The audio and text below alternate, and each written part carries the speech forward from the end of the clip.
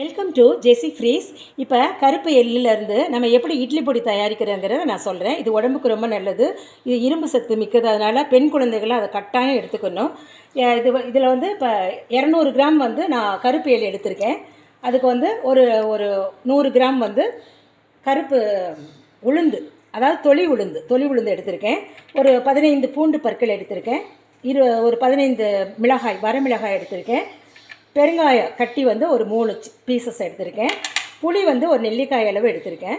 கொஞ்சம் உப்பு, அதுக்கு தேவையான உப்பு. இவ்வளோ தான் இதுக்கு தேவையான இன்க்ரீடியன்ட்ஸ். இதெல்லாம் என்ன செய்வோம், லேசான மிதமான தீயில் அதை வறுத்து பொடி பண்ணிவிட்டு உங்களுக்கு பொடி பண்ணோன்னு காமிக்கிறேன். இப்போ கருப்பு உளுந்தை நம்ம அதை இதில் போட்டு பாத்திரத்தில் போட்டு வறுத்துக்கிறோம்.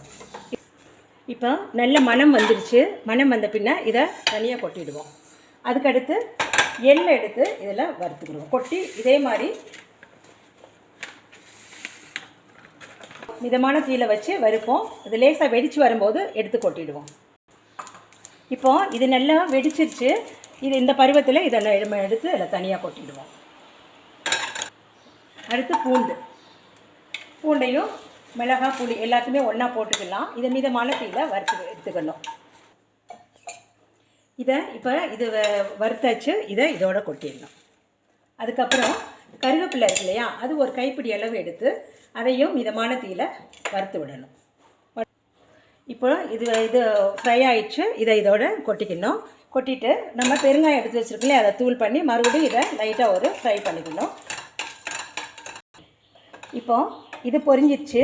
இது பொரிஞ்ச பின்ன இதோட சேர்த்துடணும். இப்போது நம்ம கொஞ்சம் இதுக்கு தேவையான உப்பு எடுத்து இந்த பாத்திரத்திலே போட்டு நம்ம அடுப்பை வந்து ஆஃப் பண்ணிடலாம். இந்த பாத்திரத்தோட சூட்லேயே இந்த உப்பு நல்லா லேசாக வறுத்துட்டு இந்த உப்பு லைட்டாக ஃப்ரை பண்ணி அதையும் இதுக்கு தேவையான அளவோட சேர்த்துக்கலாம். இது எல்லா பொருள்களையும் இப்போ ஆறட்டும். நல்லா ஆறின பின்னாடி நம்ம இதை மிக்சியில் போட்டு இதை நல்லா பொடி பண்ணி வச்சுட்டா அழகான இட்லி பொடி ரெடி. இது மிக சுவையாக இருக்கும். நான் பொடி தயாரித்த பின்னாடி இதை காமிக்கிறேன். இதை கிரைண்ட் பண்ணிவிட்டு வந்து உங்களுக்கு காமிக்கிறேன். ஓகே, நம்ம இதை காய வச்ச இதெல்லாம் இப்போ நம்ம பொடி பண்ணுறோம்.